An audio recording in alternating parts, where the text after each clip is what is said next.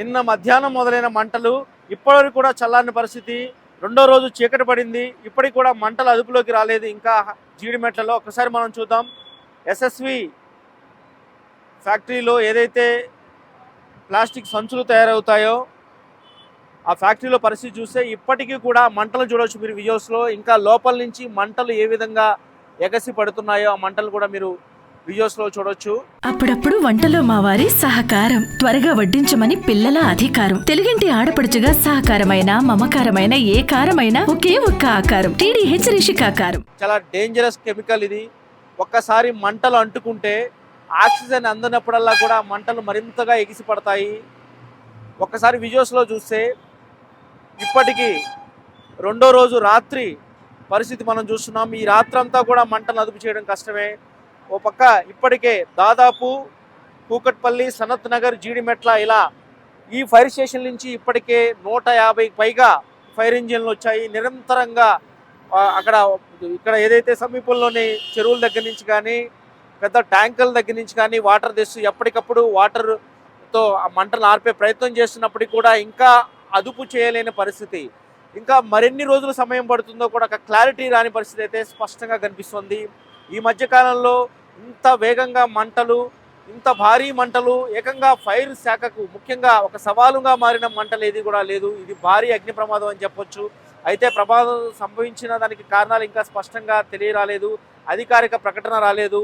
అయితే ఒక short circuit లాగా వచ్చి ఎప్పుడైతే లోపల నుంచి మంటలు వచ్చాయో ఒక్కసారిగా కార్మికులంతా కూడా కేకలు వేస్తూ బయటకు వచ్చారు నిన్న 11:30-12 ప్రాంతంలో. అప్పటి నుంచి కూడా ఇక్కడ అంటుకున్న మంటలు ఇంకా వేగంగా వ్యాపిస్తూ వచ్చాయి. ఒక్కసారిగా ఫ్లోర్ అంతా కూడా దాదాపు 4 అంతస్తుల బిల్డింగ్ ఏదైతే ఉందో అది ఒక్కసారిగా కూలిపోవడంతో మంటల దాటికి ఆ తర్వాత ఆ శకలాల కింద మనం ఇప్పుడు చెప్పుకున్నట్టుగా పాలీప్రొఫైలిన్ అనే కెమికల్ నిండి ఉన్న ఆ మెటీరియల్ అంతా కూడా కింద ఉంది. ఆ మెటీరియల్ ఒక్కసారిగా మంటలు అంటుకోవడం, పైనేమో శిథిలాలు ఉండడంతో ఆర్పడం చాలా కష్టంగా మారింది. అయినప్పటికీ ప్రయత్నాలు సాగుతూనే ఉన్నాయి. పక్క మీరు విజువల్స్లో చూస్తే భారీ ప్రొక్లైన్ తీసుకొచ్చారు, దాని సాయంతో శిథిలాలు తొలగిస్తున్నారు, శిథిలాలకు కింద ఉన్న మంటలు ఆర్పే ప్రయత్నం చేస్తున్నారు. అయినప్పటికీ కూడా రాత్రి సమయంలో ఏ విధంగా ఎగసి పడుతున్నాయో మంటలు మనం చూడొచ్చు. దీంతో ఇప్పటికే స్థానికులంతా కూడా ఒక భయాందోళన నెలకొంది. పొగలు పైకి ఎగజిమ్ముతున్నాయి, సమీపంలోనే కాలనీలు ఉన్నాయి, ఎప్పుడు ఆగుతున్నాయో తెలియదు ఈ మంటలు.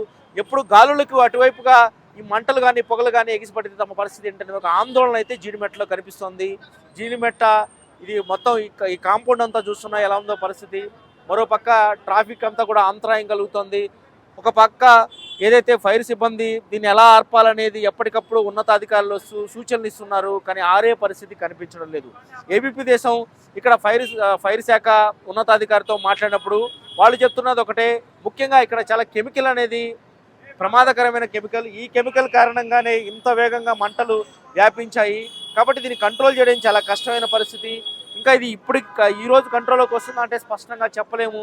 ఇంకెంత సమయం పడుతుందో కూడా తెలియటం లేదని చెప్తున్నారు. దాదాపు పూర్తి స్థాయిలో ఇక్కడ కంట్రోల్ కావాలంటే మరో 2 రోజుల సమయం అయితే స్పష్టంగా పట్టే అవకాశాలు కనిపిస్తున్నాయని చెప్పి కూడా ఫైర్ శాఖ సిబ్బంది అంచనా వేస్తున్నారు. శేషు, ఏబీపీ దేశం, జీడిమెట్ల, హైదరాబాద్.